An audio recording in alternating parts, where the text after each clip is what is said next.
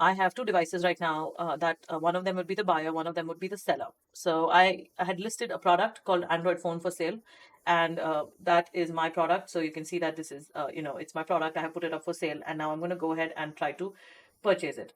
So with this user, I'm going to try to, when I tap on it, it shows that because I had toggled the allow negotiation, it comes up as make offer.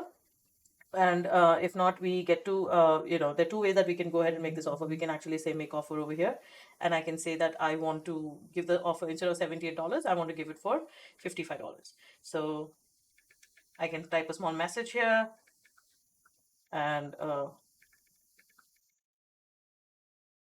can send this offer. Now, what happens is when you send an offer, a chat is immediately started with the seller. And you can see over here, I got a notification in the bottom corner over here that I got a chat notification.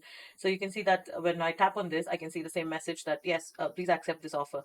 Now, I, as a seller, can choose to counter it, or I can choose to accept the offer. So I'm going to try to counter this offer and say, no, instead of $55, I can sell it to you for $65 because my original listed price was $78.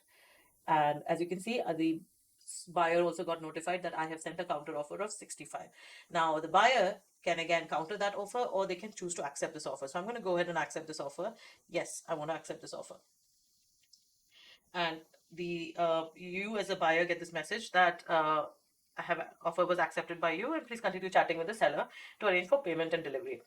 And the buyer gets a message that the buyer has accepted your offer, and you will be charged $5.20 as a contribution amount to the app wallet. This is basically the commission that they pay to the to LeOffer for using the app to sell their product. Now, I can still choose to go ahead and cancel this offer, or I can choose to, just wait for the seller to meet me and complete the transaction. So I'm going to go ahead and make a payment. When I make a payment, I have to choose a billing address because an invoice is generated, right, for me. So I'm going to go ahead and choose that address.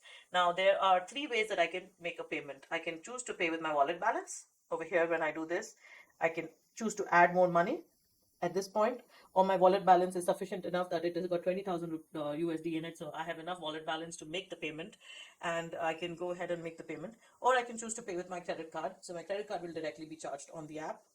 Or I can do a pay on delivery, which in some other words is cash on delivery. That I can meet you somewhere and do an online transaction or pay you in cash, in case I do not want to do any online bank transfer or bank transactions. So I'm going to go ahead and use my wallet balance. I'm going to pay with this, and this is how it is. Payment has been escrowed.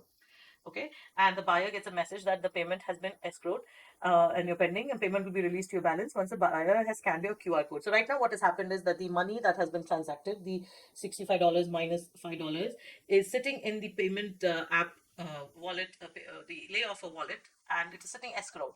So what is the QR code scanning? Now this is a process to safeguard that people will not just mark it for sale, or to just give you false payment process or whatever. So the QR code is actually a safeguard against for the buyer and seller. It's another safety measure that only when you give the code or scan the code will the process be completed.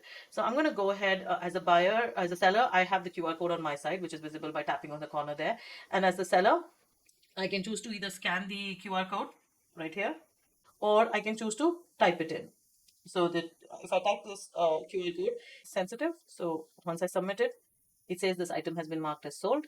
And what happens is when the moment the app has been marked, item has been marked for sold, the app tells you to rate the seller as well as rate the buyer. Now you can choose to skip this process, or if you are the higher that you get better ratings when you have, if you also get rated, we can choose to repost this ad, or I can choose to see the insights. So when I go into the insights, I can, see that, on a Wednesday, 2 clicks was done and a single chat was generated for this. Now, if multiple people have messaged you on the app for this product, then the chat numbers will increase.